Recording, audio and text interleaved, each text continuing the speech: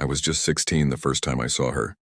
Her name was Mama Efe, a quiet woman who had moved into our village Umugo, with nothing but a rusty metal box and a black cat with yellow eyes.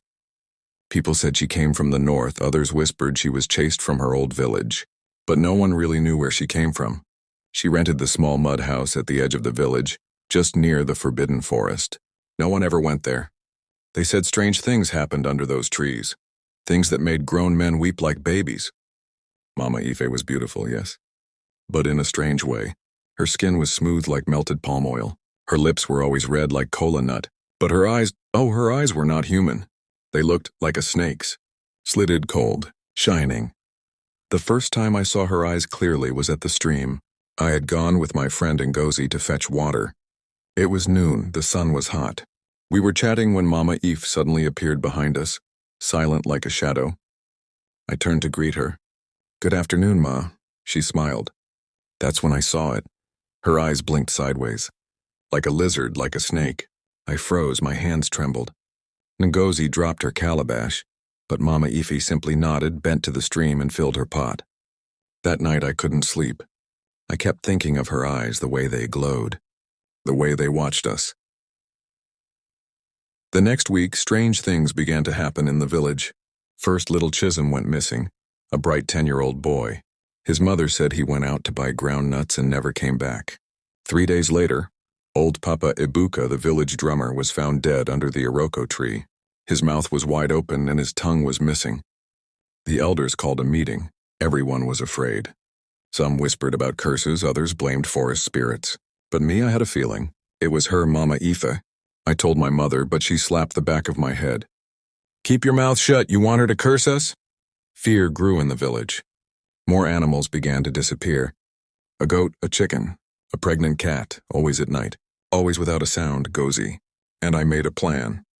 We would follow Mama Ife. One night the moon was high.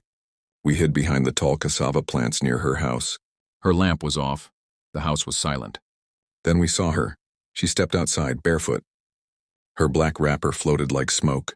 She held something in her hand, a mirror made of bone. She looked into it and then she removed her face. I swear to you I am not lying. She peeled her face off like cloth, and underneath was something not human. Her eyes were bright yellow like fire.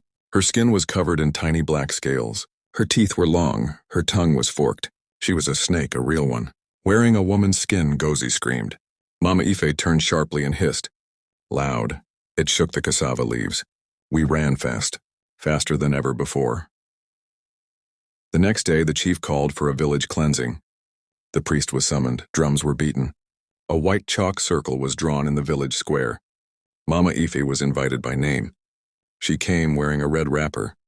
Holding her cat, the priest began to chant. He threw cowries and burned incense. Then he shouted, "Reveal your true form." Mama Ife laughed. "Do you know who I am?" she asked.